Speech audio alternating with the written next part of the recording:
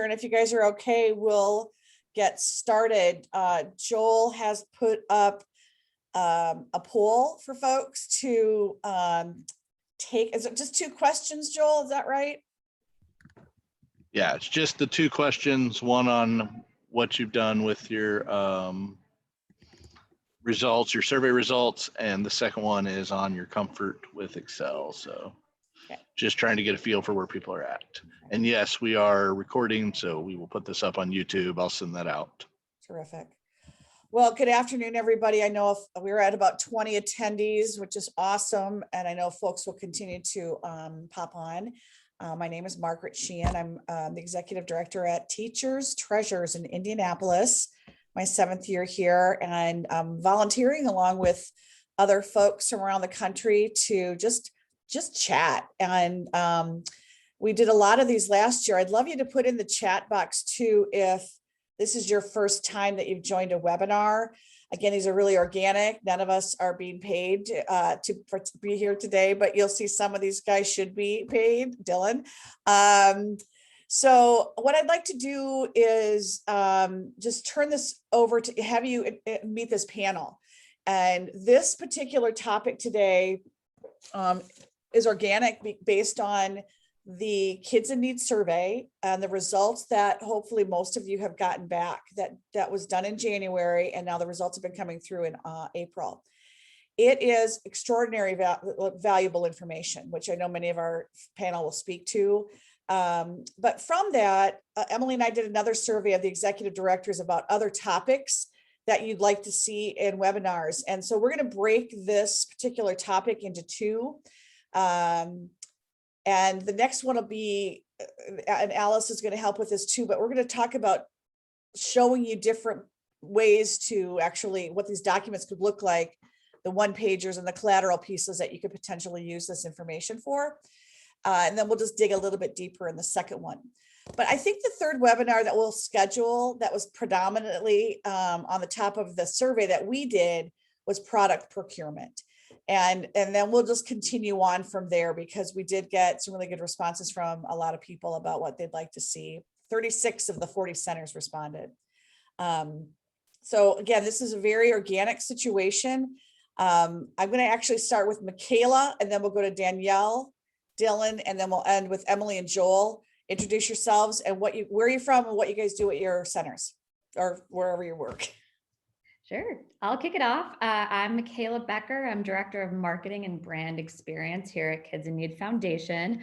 I'm sure by now you guys have seen a million emails from me on Basecamp and PSAs for the few groups I run there. So in terms of what I do with the network, a large part of it is really just working with you all, getting to know you all better. As you know, and I'm sure you all remember, Corey and I, our big task towards the end of the year, Q4, was to meet every single one of you virtually, do a tour, introduce ourselves, really put a face to face and say, hey, it's a new day. Corey, came in September 2019. I actually came in last February. So, and I wasn't moved into this role with the network until September of last year. So really, there's a lot of new people, new processes, and really, I just wanted to work with you guys to hear your feedback, take the information and the great insight you have, pull it back to us and say, how can we improve? We need to improve our processes, our platforms, the way we communicate, and the way we get you good product. So that's the biggest thing I do in regards to the network. Apart from that, obviously, there's the marketing side and the branding side. We rebranded last August. Relaunched our site and changed up all of our messaging. And that's another key way I lean in here. So nice to meet you all. I think I'm next. Hi, I'm Danielle Dabbs. I am at the Crayons to Classrooms Center in Dayton, Ohio. I've been there for about 8 years now. I started as the volunteer and teacher program coordinator, and in the last 4 years, I've been in the development associate position, and I mostly write our grants. So that is what I do, and I'm glad to be on this call. Excellent. Hello, everyone. My name is Dylan McCain-Allen. I'm the Development and Grants Manager at A Gift for Teaching in Orlando, Florida. I am really excited. So I do write grants as well, but I also do a lot of data analytics. I am the one who condenses, makes sense of this big, massive spreadsheet. I make reports, everything from PowerPoints to visual ways that we give it out. And I also communicate with a lot of donors, so I can speak to all those areas as well. Right, I think it's my turn. My name is Emily. I am the Operations and Development Coordinator at Teachers Treasures in Indianapolis, Indiana.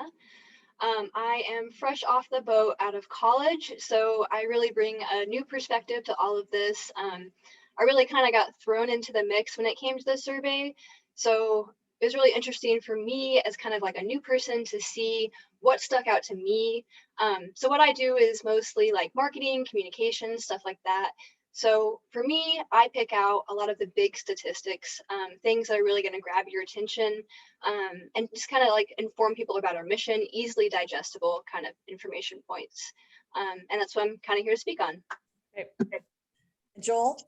All right, I'm Joel Wright. I've been running the LP Pencil Box here in Nashville for about 5 years now. And I don't have a ton to add today, but I, along with Margaret, get to do all these because we had the webinar feature on Zoom. And so I become our host of these unofficially. So Awesome. I'll Joel. be checking the chat and doing all trying to direct anything. And I'll be sending out a YouTube link later today with the video. Yeah, it is recorded. Joel, how many folks have finished the poll at this point? We are good. We got 27 people have finished the poll, and You want to? Can you post the results for us at this point? Yeah, absolutely. Let me get that done.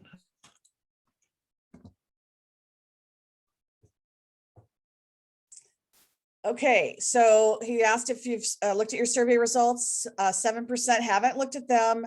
That middle looks like a lot. I've peeked at them but haven't studied them. Well, that's why you're here, I hope.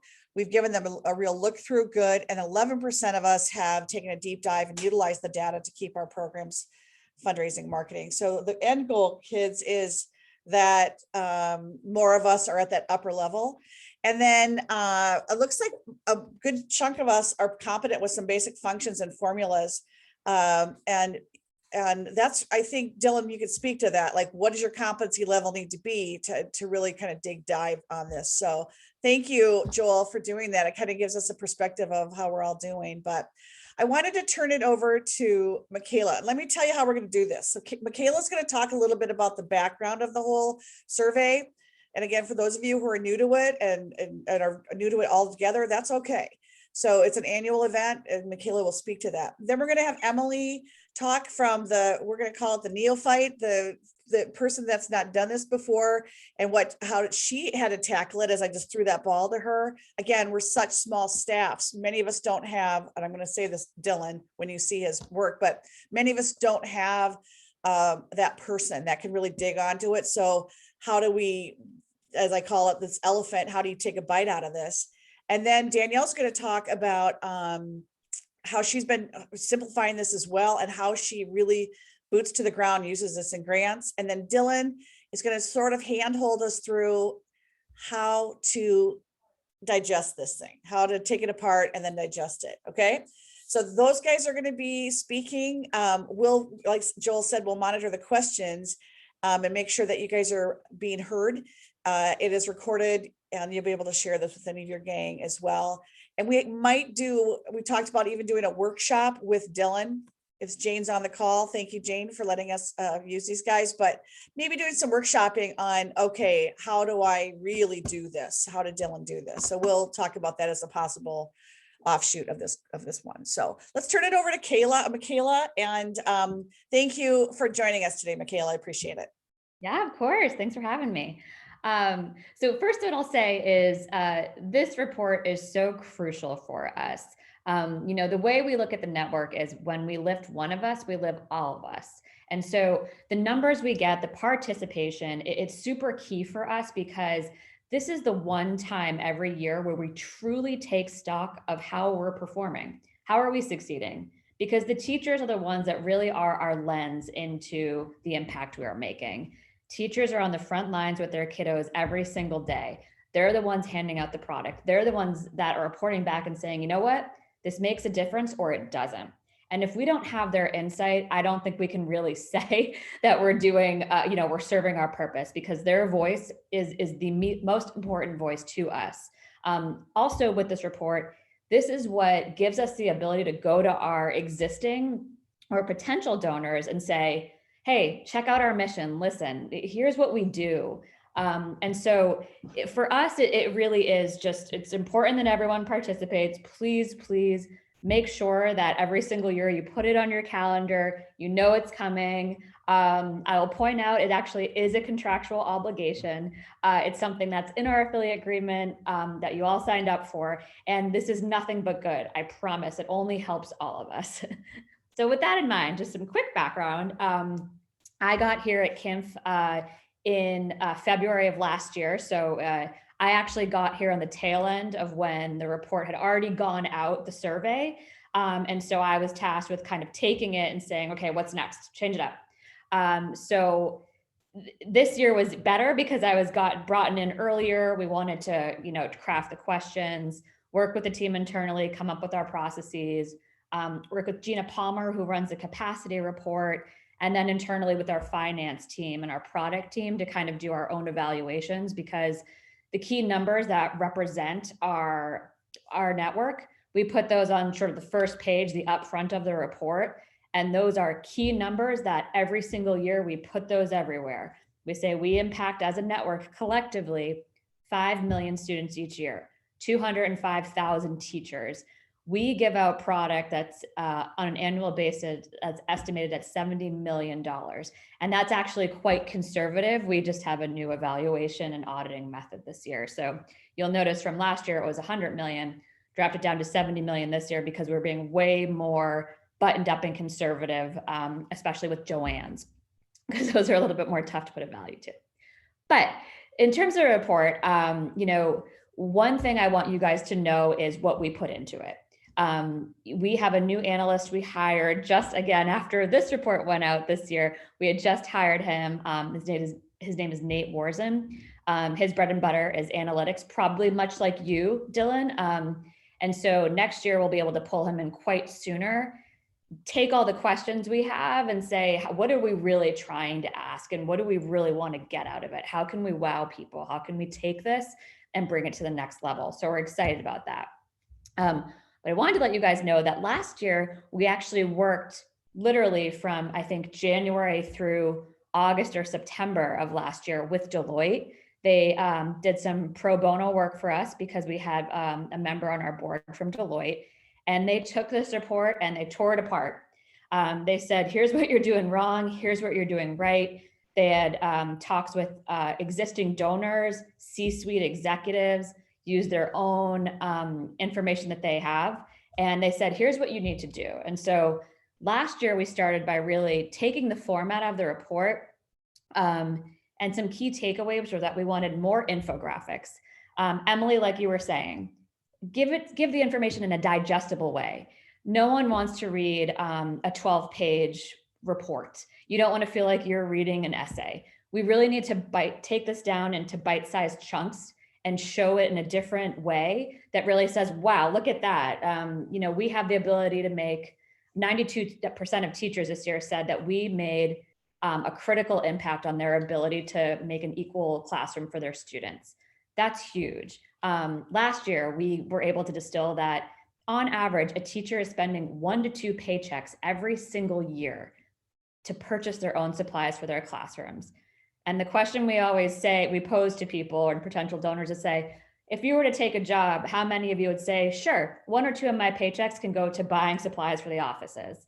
A lot of people would turn that down. And yet our teachers, this is a burden we put on them as a society. And so it's a really important stat that we had. So in terms of the background of the report as well, we started doing these in 2015.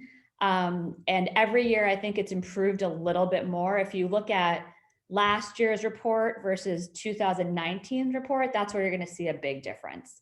And part of it is we use this report to not only measure the success of us and our individual centers, but our network, because we're also a teacher store. We want to know how we're doing on the local end. And it's really important for you guys to get that information so you know how you can improve on your end. But when we pull it all together, it's just quite a story.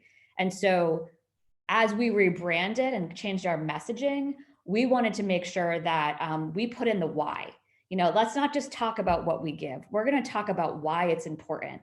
So you'll notice that starting last year, we changed the report to do a really strong upfront and recap what we're trying to say, and then really visually and digestibly put those key stats to say, this is the entire impact that our network makes.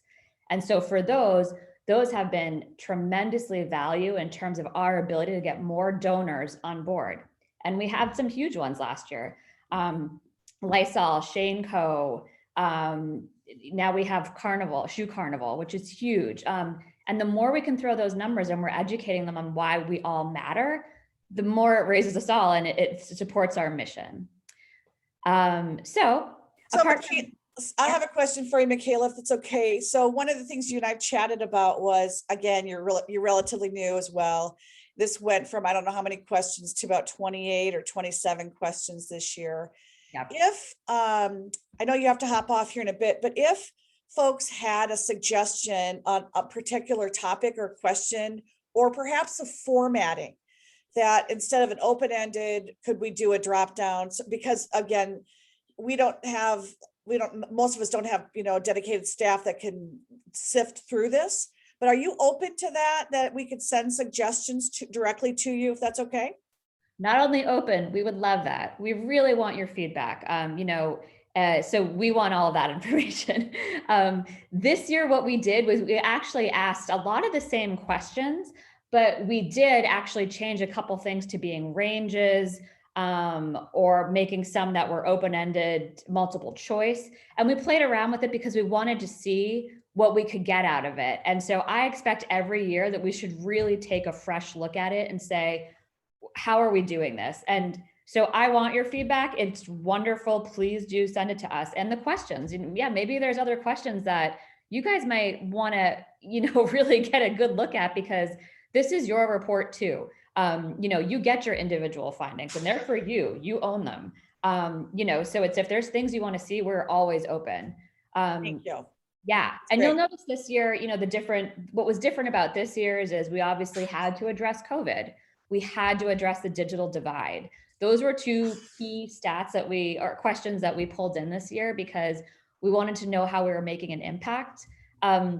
But also something that you're going to continue to see as we move forward with these reports are absenteeism and the opportunity gap.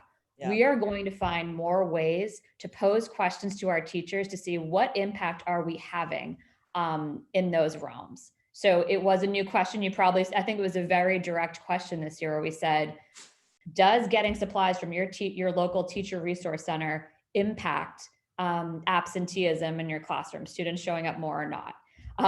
I was surprised because when we looked at it overarching, with all the data from the network, overwhelmingly, no, we didn't make a difference. I think it was 75% of teachers said, no, this had no impact on my kid's ability to show up to school or participate. However, we're going to keep asking it because, again, this with the digital divide, as we all know, last year was terribly challenging, and we're still feeling the effects. And, we're going to keep asking that question year over year because the hope is over time, we'll be able to craft a story there. So keep in mind, there might be questions that we ask that we don't feature in the report at all, but it's important for us to have that data on the back end so that every year we can look back and say, you know what, from last year, we got to here, and it's quite an improvement. So maybe in next year's report, we can say, listen, we gauged from 2019 to 2020. Yep. Now what we're hearing from teachers is look at the improvement year over year. And the more we can tell those stories, the better. Yeah. So this is kind of for the group of all the panelists and also those folks that are here. Jane's asked about if any of us have incentivized teachers to participate in this. So if you guys could put that in the chat, how you have incentivized teachers to respond to the survey.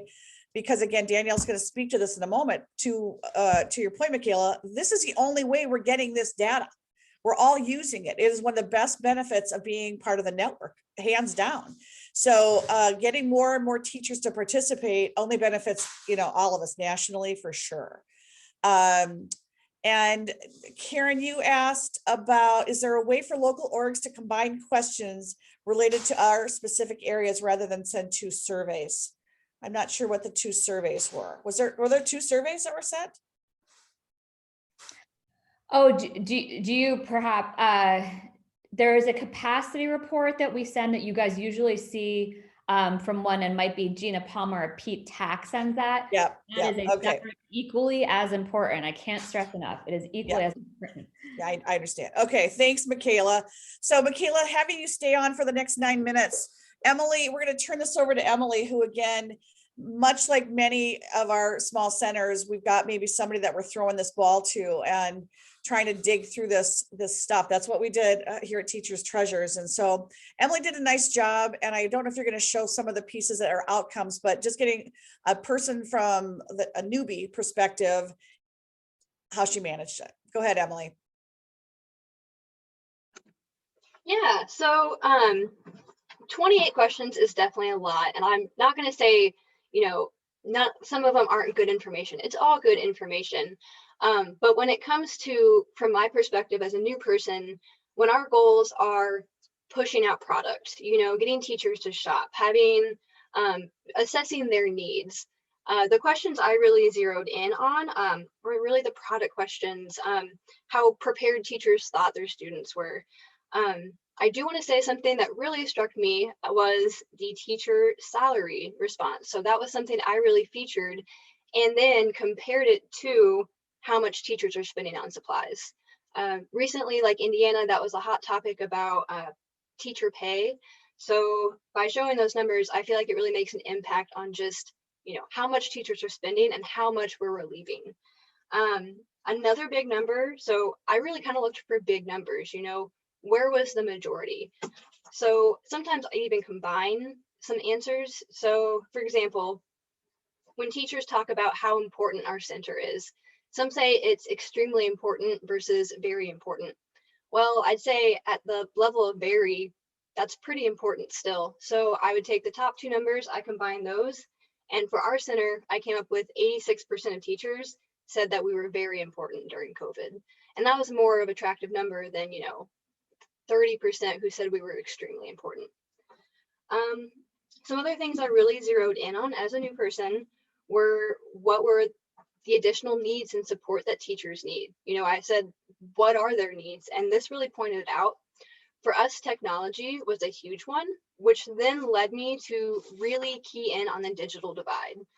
And I'm not really certain how right away we can address the digital divide. Providing Chromebooks is really difficult, but I at least thought it was really important because I remember, so I'm 24, about to be 25, just as reference.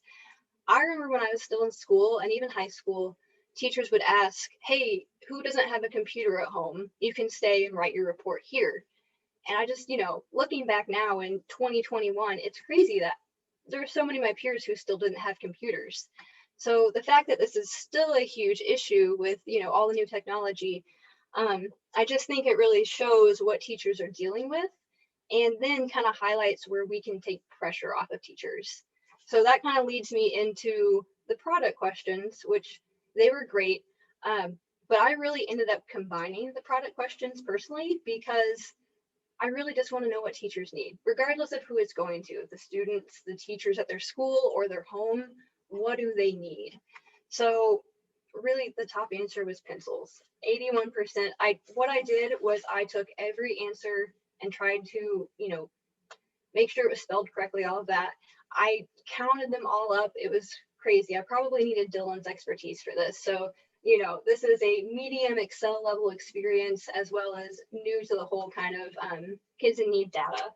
So it came up with like 81% of teachers need pencils. And that's a huge number, especially with the digital divide. We're having digital problems, but teachers still need those hard supplies. Hey, Emily, I'm loving what you're saying. Can I chime in for a second? Yeah, go for I it. will note that what was different about this year's report, and since you're new, you probably haven't seen in the past, but as we say, we were leading the witness before. Instead of saying carte blanche, what supplies do you need? We used to have about, oh gosh, just a list of multiple choice, and we chose for them what they were allowed to pick, which isn't true. Because even though, and we would say, our teachers overwhelmingly year over year want pencils. And we say, but is that true? Because we limited them. We chose a selection for them. And then this year, and to your point, it is quite, last year I did the best I could and did pivot tables and such. I'm sure Dylan, and then I'll also throw in our new analyst, Nate, who can help with the webinar, Margaret. But he had to distill that information. It was quite a lot of work because a single answer, there may be a plural, pencil versus pencils versus colored pencils. And it's a lot of work, but it's worth it. And for us to be able to say, and as you guys noted in the larger report, in the year of a digital divide, when there was distance learning, the fact that teachers came back overwhelmingly said, core is king. You cannot beat tangible things in children's hands, having them to learn and for them to be successful as teachers. We were blown away. So I love that you're saying that. I won't interrupt anymore, but exactly the same thing. The fact in a year like this, that a pencil over an iPad, it was truly astounding to us. Yeah, and it must have been crazy that, you thought maybe you were leading them with pencils, and then you turn around and you're like, oh, they do actually need them. So yeah, it's really nice to know that those necessary things, those basic things are still really what they want. However, I did see something pop up that was very interesting to me and to our center. A large request was headphones. About 26% of teachers requested headphones or earbuds for their students, which leads back into the digital divide, which is a different angle of the digital divide that I found really interesting. It's not just about having the technology, really. It's about having the ability to use it, have support, have an environment where you can be in to use it properly. I feel like that's maybe something the survey could touch on a little bit more going forward personally, because, like I said, it's not just technology, because there was a school system, I can't remember which one, they gave out iPads, laptops to all of their students. They had hotspots in different places for students. They got everyone internet access, yet they still are having problems. So headphones really contribute to creating at least a little bit better of a space for students, to study. So I, found that really interesting, because as someone who's not directly a part of education and this new world of COVID, just seeing how our needs have switched, what we need to do better for students, but then also, like I said, you still have the basics. The last thing I really want to touch on, I really enjoyed the open-ended comments, just allowing teachers to type in. You can get some really good quotes there. There's some great stuff, like teachers literally spelled it out for us, being distracted by things that weren't school, work, siblings, older family members, illness. That's a great COVID impact kind of statement right there when we want to talk about what students and teachers are dealing with. So really, as a new person, I really looked for key points, big numbers, direct quotes, things that really just immediately pop out. And I took those, make them into like cute little graphs, and we use them for marketing. I think we're going to use them in our appeal too. So yeah. Emily, how long did it take you? Because you produced a 2-pager for us and then a PowerPoint presentation for our board. How long did it take you to whittle through all that information? I'd say a week, just from, plugging in numbers, pulling comments, figuring out how I want to display the data, the best way to say it, present the data. It did take a little bit of time, but I think it's worth it, just sitting down and going through it. I would think if we have a little time at the end, Emily, for you to share how you put it into that 1 or 2 pager. So nice job. Thank you, Emily. And we're going to move on to Danielle now, who has taken this, and you're the grant writer over there in Dayton, Ohio. But I think you've got some stuff to cover with us, Danielle, and some things to share as well. And again, all of this, our job is to share and steal ideas. That's what we do, because we're all friends and family here. So we'll continue to do that subsequent to this whole webinar. But I appreciate Danielle and talking about how you're using it for grants.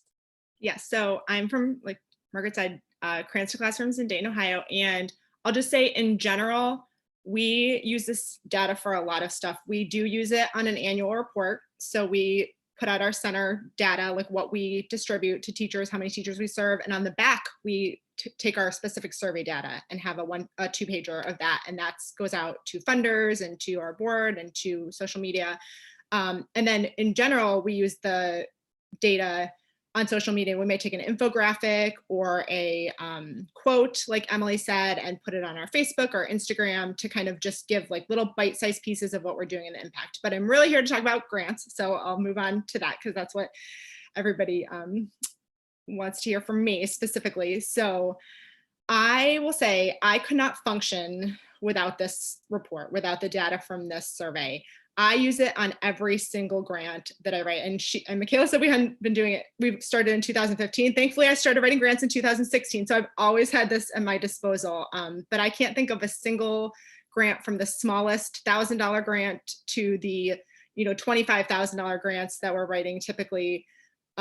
This data isn't all of it. And I'm going to share my screen to show you kind of just some samples of questions that I see on a lot of grants that you may also see. I don't know if grant writers are specifically on this. I know a lot of centers, a lot of people are doing the grant writing, a lot of people are helping with the fundraising. So hopefully this pertains to some people, or you can pass it on to the people that this is essential for. And I will say too, and I'll kind of point out some areas, if there are areas that we haven't dug deep into the data, like for example, Emily talked about how she went through and looked at every single product and coded that and then sorted it. We have not done that. So sometimes I am actually using the Kids in Need Foundation Center data. Sometimes I'm using our specific data. It sort of depends on the question and what information they're looking for. But if I don't feel like we have been able to analyze the data in a way that works for our center, I'll use Kids in Need Foundation. So I kind of try to point that out in this. So a question that comes up a lot on pretty much every grant is a question similar to what is the need for your program, or what is the problem your program is going to address. So we, in addition to sharing the income needs of students and that we get from typically our Department of Education information, this is where we use a lot of Kids in Need survey data. This is where we're showing what the need is that exists. And I can't remember who spoke about it, but I think Emily mentioned that what teachers spend out of their own pocket is a need. So we use statistics about how much teachers spend. So, this is just a sample of like what we might put in a grant. So I'm not going to like read everything specifically, but we use the hot point that Michaela mentioned, that teachers spend 1 to 2 of their paychecks a year providing supplies for their classrooms. And I think that really speaks to a lot of funders that this is a problem, not just for students, but for teachers as well. Like their funding is supporting, the 46,000 students that we serve, but it's also supporting 3,000 teachers. So it's, depending on the grant you're writing, you may be kind of going more towards one or the other population, but we generally do talk about both in our need. And I use that statistic. And then we also look at the data about how students come unprepared. So that is the question about, 3 out of 4 students arrive to class without the necessary supplies. How many students don't have supplies to start the second semester? Those are specific questions on the survey data, and we pull those numbers. That is another area I would say where I typically am using the Kids in Need Foundation data. I find that the results a little bit harder to combine for our center. Maybe Dylan will help me with that so I can be more specific for our center someday. But I think even if you're just looking at the main report that the Kids in Need Foundation puts out, you can pull data from that to use to make your grants just much more striking and more compelling. So those are kind of 2 answers to that question that we use that data. So another question, this is a similar question, but it's really a different question. Why is your program, so a lot of funders want to know, why is your specific program the most effective solution to this problem that you've now identified? Or what is the research that the need exists? So again, we kind of break it down into what is the data out there? What is the data from this report that shows how the supplies impact the teachers we're serving? So we'll say, over 80% of local teachers indicated that access from supplies from us specifically is critical to their classroom activities and allows them to focus on other areas in need. So here I'm taking two different answers to that same question on the Kids in Need Foundation, and I'm putting them together to give us one really strong point about how teachers are affected. Or we also, I'd say almost every single grant, in addition, teachers said the supplies are important to their personal budget. So that is, one of those areas we identified as a problem, an area of need, and this is how we show that our center meets that need. So this is our data, this is our research that explains this in the grant. So, because we can just write a lot of nice, cushy words about like, we help kids and we want them to have what they need, but funders want numbers, and this is the number that shows them that this is what teachers believe the impact that we're making has, and that is true of every center. So I just really encourage you to use this data in any grants that you're doing, because people want the quantitative in addition to the qualitative data. And then we also talk about obviously how the data about how the supplies are impacting students. So that's the question where it'll ask like, how many teachers believe that your center impacts classroom participation or self-esteem or class preparedness or students' interest in learning. So that is another one we show, like, here's the data that says what we're doing is making an impact, because 83% of teachers say that the supplies we provide makes a significant impact on classroom participation. That is a strong point to make. And then I would say when I do report this, I usually stick to the statistics that are 75% or more. So as Michaela mentioned, absenteeism isn't really a strong one for us. That comes back pretty low. So I don't put that in the grants. I'm selective in what data I'm using. So you can do that. That's okay. Just pick the stuff that you're strong at. It still is a compelling story to work with funders. And again, if you're having, so I don't know if Dylan will talk about this, but on those specific tabs of the Excel report, and Emily talked about this, I'll combine the top two answers, because the top two answers are good. Like they look much stronger combined, but they're also realistically, you're saying you're helping a lot. That's what we want. We don't care about that you're not helping, but helping a lot, if you put those two answers together, that's what you're getting. That's where I'm getting these numbers from. And I'll say, when I first started writing grants and I got this question, what research shows this need exists? I was really unsure, because I went and looked for other research. I could not find other research out there that specifically studies the impact of school supplies. So this is the research out there. This report is so important, because this is literally like the national research. I mean, if other people know research that's out there, please send it my way. Maybe there's a college professor or some program somewhere that's doing this, but I feel like we are, the benchmark for this. And this is the study data that's out there. We're the study. And it's even more impactful because you can use your actual center data. So it's, your specific stuff. But even if you can't, if you're using the Kids in Need Foundation overall report, you're still using the research that exists out there. And I was going to say too, this year we had a lot of our numbers drop. So, in terms of like student preparedness or class participation because of COVID, but there was a question on the survey that asked about how the students were receiving education this year, whether it was virtual, hybrid, or in person. And so we just added a COVID disclaimer in our grants saying 84% of our kids were not in consistent in-person learning this year. And I took that stat from the Kids in Need Foundation. Like, we didn't have to send a separate teacher survey out to our teachers to find out that information.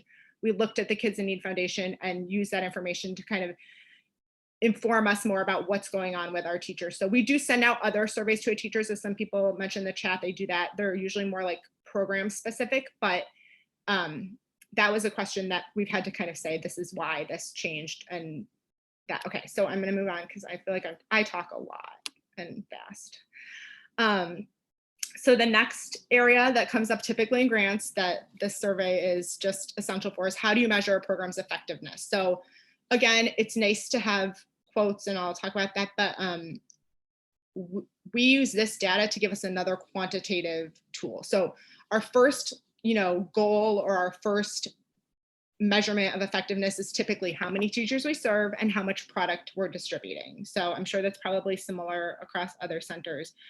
But then we found that a lot of our funders want to, ideally, they would actually love for us to be doing pre-tests and post-tests, like pre-testing a classroom that has no supplies and then coming back at the end of the year after we've given supplies post-testing. We can't do that.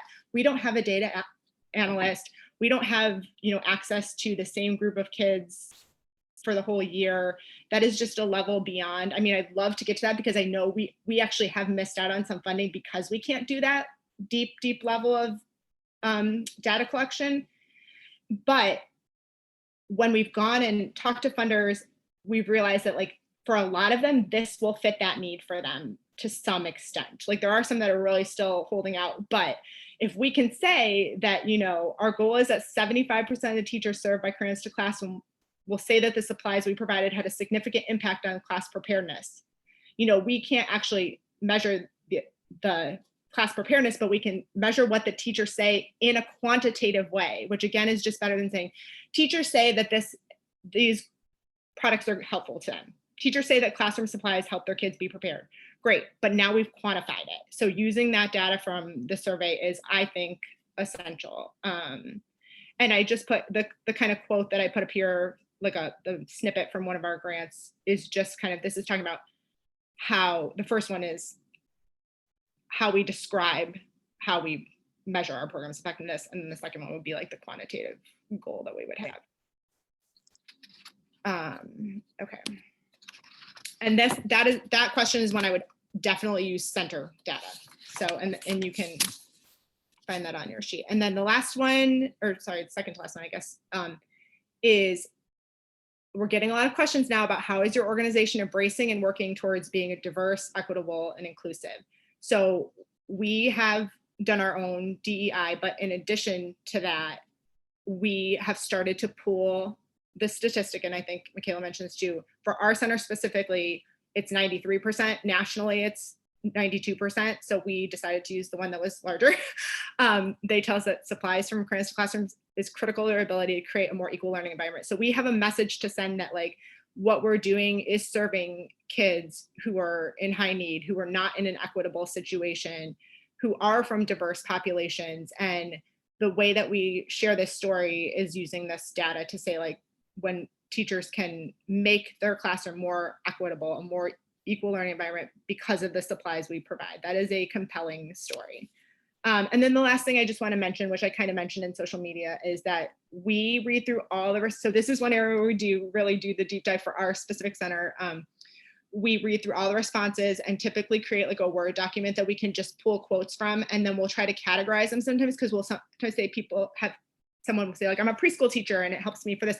So we have like a specific preschool program and we get funding for specifically preschool. So I can use those quotes then when I give reports or grants for preschool funders. And I just put a sample of a quote here from a teacher talking about refugee and immigrant students. And so we'll get stuff out of this survey that, if we had just asked a teacher, can you tell me a story about something? And we ask one teacher, we'll get one story, but here we're getting, almost 300 responses of different stories. And that is just an invaluable piece of information for not just our grants, but for our social media as well. So I'm gonna stop sharing and stop talking unless anybody had a question for me. I could not see the chat. Danielle, if folks want this, we can post, if it's okay with you, your slides in Basecamp and even here if possible. So thank you. I see one question from Betsy saying, is 90% of the teachers say 3 out of 4 are unprepared? That is an overall stat that I took from like the PDF for Kids in Need Foundation. So if you haven't looked at that PDF, go through that, because there's lots of really good, like the infographics are in there. So if you're overwhelmed by looking at the spreadsheet, start with that, pluck out the pieces of information that work with that, and then move on to your specific data. Thank you, dear. Thanks, Danielle. Okay, so we've left Dylan for the end because he's going to kind of walk us through the how, right? Dylan, how to take this elephant on, and we'll see what Mr. Allen has to offer us today. So thanks, Absolutely. Dylan, for being here. We appreciate it. And again, Jean, thanks for suggesting we use him. It's great. Absolutely, and I'll say, let me start. Like I appreciate the accolades, but I'm absolutely not a data scientist in any way. I studied psychology. I took 1 or 2 classes of statistics, and I just happen to remember a few little tips and tricks that I learned back in school. So I love data, but I recognize that not everyone loves data. So I really wanted to try and break this down and make it a little bit easier for folks to grasp and see what to do. You could do it as intense as I did and spend the 2 or 3 days worth of work that I did on it. Or you could spend about 3 hours at tops and really get the things that are going to be most immediately important to your organization. So I've got, and I'll go ahead and share, this is going to be a bit of a larger presentation that if folks do want me to do a full workshop, perhaps with the Kids in Need Foundation data guru, I'm super happy to do that. I'll let y'all know that this is a, are you able to see my screen? Oh. It says it started to Joel. Can you see? You cannot, Oh. It says My has screen- started. Do you see like a little wooden background with SSIS Orlando? Oh, that's fun. Oh, this is going to be a lot of fun to talk about if you can't see it. I don't know why my computer's doing this. You're frozen a little bit too, Dylan. Yeah, my whole computer. Can you Funny that I can email hear it you. to Joel really quick and he can pull it up? yeah. It's a good idea. Let me do that.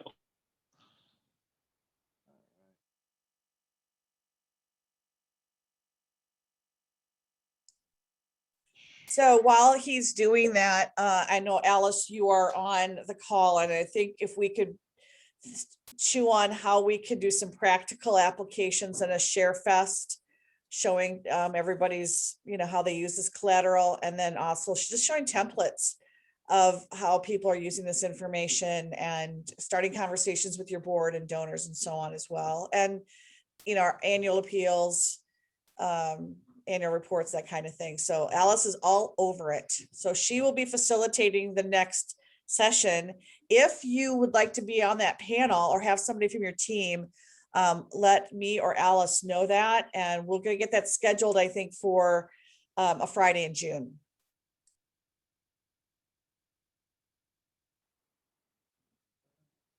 Whoop, we just lost Dylan altogether.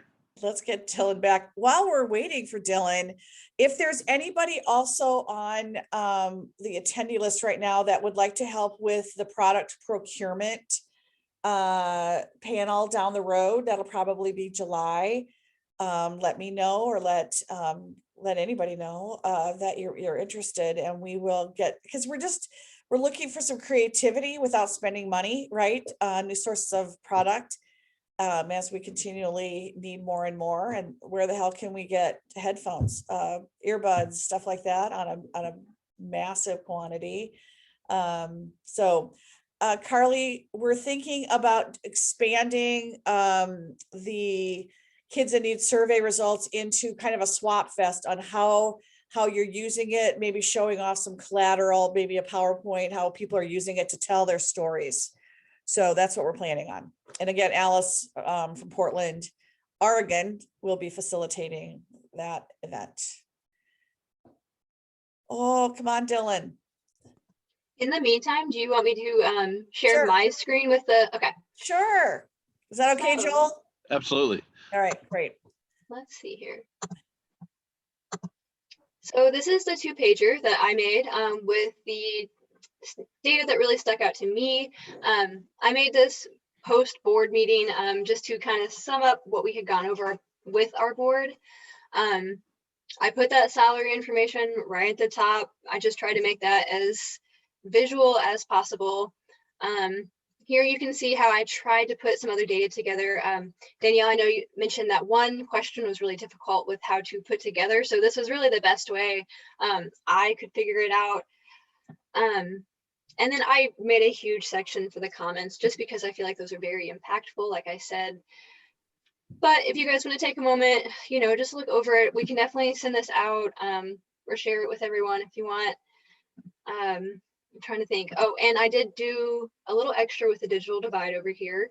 I added my own definition because, well, the dictionary definition, just to further kind of explain some other things, you know, about like the headphones, just to start other conversations other than just, oh, kids don't have the technology kind of stuff. So yeah. Does anyone have any specific questions or need me to zoom in or anything? No? Okay. Do you want to, while we're waiting, is Dylan back yet? Do you want to show just really quickly those 5 slides you did for the board? Can you pull that up too? If you can't, that's okay. It's okay. That's okay. I was gonna say, it might take me a second. Let's say we can always share those out because we're running down to our last like few minutes anyway. So even if we get Dylan back, we may want to just tease him as the great act if we can get him to kind of workshop with people. Well, indeed. I was going to mention one thing that came out as a result of our board meeting and was the term asset-based language. And Danielle, you probably have mastered this, but this is not something that our team has been on the DEI side. But really working on our language. And then when you talk about equitable access and those types of things, that language is going to be very, very critical. So that perhaps could be a topic of a future conversation too, of how, you know, what languages are you using that are appropriate to our students, to our teachers? It's not those kids and those teachers.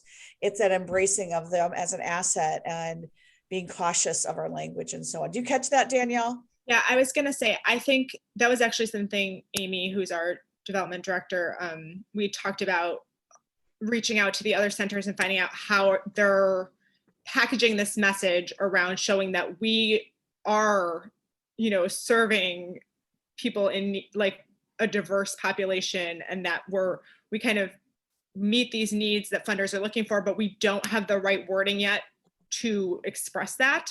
And so I think that would be a great topic to discuss across centers about how do we put this into a concise package, you know, your elevator speech, your 30 seconds of like, this is why we are serving a diverse community and this is what impact we're making. I know Dylan can't share his, but I have my data. If you want me to just show you a couple of the spaces I was talking about, I could try to do that really quick. This is the Dayton data. We didn't have 440. I think we had like 200 some. Well, it's all relative, right? I mean, it's when it's 5% or 7%. Which is about 10% for us. Yeah. So I mean, that's great. That's any survey that's at that percent is good. But there was a couple questions. Let me see if I can find them. So this is question 8 is one that we use a lot. And here's where I'm talking about and I think Dylan was going to talk about this too. So I'm just going to share that where we would, you know, take these 2 fields right here, the very important and critically important. And you can just do a quick sum within it, you know, an equal sum. I am not a Excel guru, but I can do a few small things. If my Excel person from work is watching me at our place, then she would be laughing at me because I cannot do it, but Dylan's back. Okay, so you can just see, and you can do it on a separate sheet, you can do it there, but that's what we did for almost any time we do a statistic, we added very important and critically important. So I'm gonna stop sharing and pass it back to Dylan because he is gonna share much more important stuff than I am. I like really hope that it doesn't crash again. I'm terribly sorry, everyone. Zoom hates my guts, but that's okay. The feeling's mutual. I'm going to try this again to share my screen. If I start to go out, let me know if there's any issues.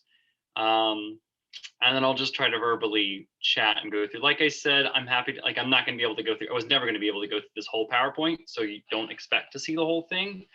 But I just want you all to know that I'm happy to share the full thing for you all to see some new tips and tricks. Are you able to see my screen now?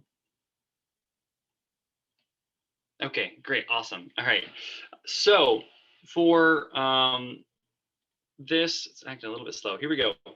One thing what I can tell you all for the supplies coding part, pretty difficult, right? All this open-ended information.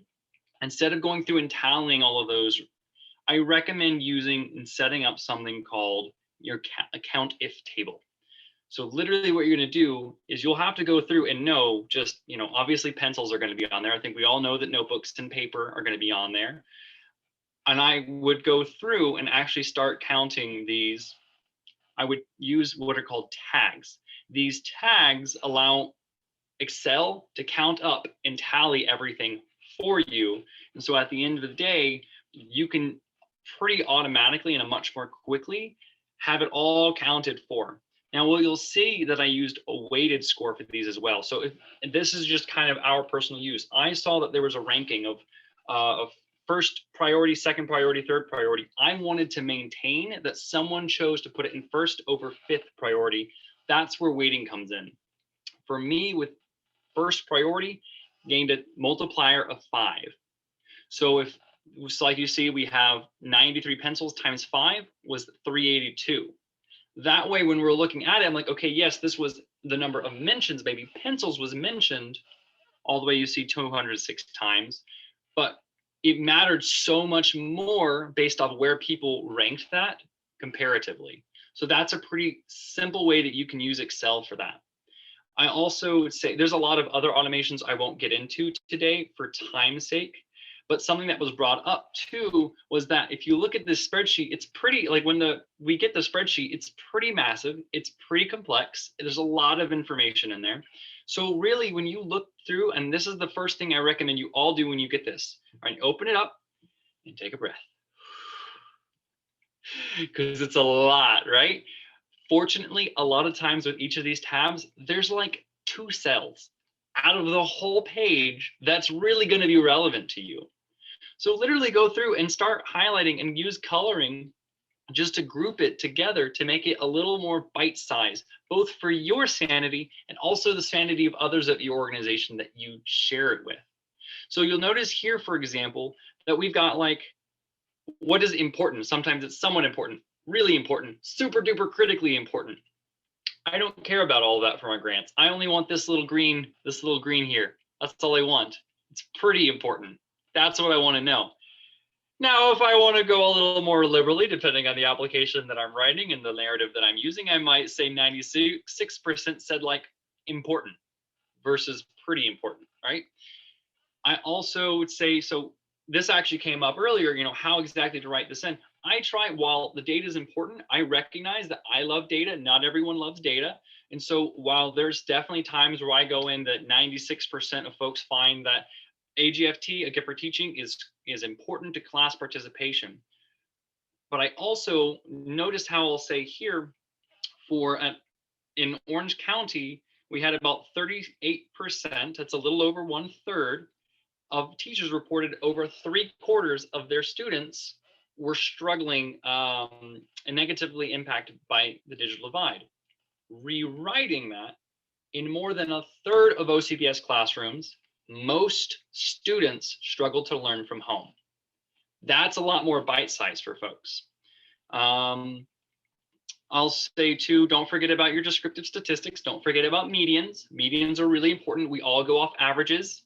Go back and remember what your median is, because sometimes that's going to be a lot more important than means are. The story section is a really important thing, and this is something that we do at A Gift for Teaching. I highly recommend it for all of you, is we keep a spreadsheet for all quotes and stories that we get from teachers, volunteers, and from our donors and other supporters. So that's a really great way that we can use this information to expand on something. And this is a little tip from a grant writer. I love to use data when I have a story that I can start with to show how important an issue is. And then I say, just imagine that exists in 96% of classrooms. Use data to expand upon your storytelling techniques. So the last things that I'll say in the last final minute is I recommend you embed within your organization's visual program reports. And I can give references to those as well. Just ask me later or at a separate workshop. Tie it to your program outputs. Remember that there are a few outcomes, that we can learn and decipher. But even cooler is that we're working with Orange County Public Schools to be determined, but we're trying to figure out if they can actually give us data over the past 10 years to see what our outcomes relate to the future. That's all the time that I have. I apologize for all the tech issues that I was having with Zoom. So happy to stay on any longer for any questions that folks come up with. Thank you all. Dylan, I would tell you that if Alice, we could figure out how to do this, but I think we need to workshop with you on the next piece. So somebody just said their head is exploding off. I think if we could take, maybe the top 3 or 4 practical applications of this, I think it would be very valuable, Dylan, really. Absolutely. To use your mind. And the top 3 that I would suggest is to visually go in and simplify the data. Color code some of those cells just so that you can be more comfortable with it. And the number 2 thing I'd say is look through the data, all of the other responses. Those are valuable for both programmatic and fundraising. Save those in a spreadsheet elsewhere for use. Those are probably the 2 biggest things if I had to list them out. Joel, if you could mute for a second, that'd be, oh, thank you, Dal. Alice, if you're still on, if we could kind of chew through this and maybe meet one off with Dylan on how to take this to the next level. It's a lot, but I think that at the end of the day, if just to start, it's just a starting point to start looking at it. I think Danielle helped a lot by saying, you guys just, if you just use the kids in need survey information at its best, but then pick those questions that you really need to know local data. So I think that's smart. And then maybe, as you go, just maybe pick another question that you can spend some analysis through. But it doesn't, this is not a quick fix. I think, Michaela, I wish you would have heard this, because to your point, Emily, when you said sometimes they capitalized pencils, sometimes they didn't. So that was seen as a different thing. I'm not sure on the product side if that couldn't have been more of a drop down, but we're not trying to feed answers, but we know that pencils are going to be on there. Maybe we didn't know earbuds, but we probably could have self-populated that. And I don't know, but that's just my opinion. So I agree. Okay. I'd share that with you. So there's 27 of you guys that have attended. There were 31 at peak, which is terrific. And again, the number one thing is we just don't want you to be intimidated by this. It is a lot. There's no getting around it. And we've all said this, how important this data is. And it's a huge sales tool for us. It's a huge storyteller for us.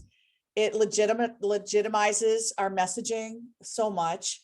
And I think one of a couple of our team members are on it, but we're really going to use all this data for our back to school appeal, which we normally don't. So it's a year of data. It's a year of telling the story in the best possible way.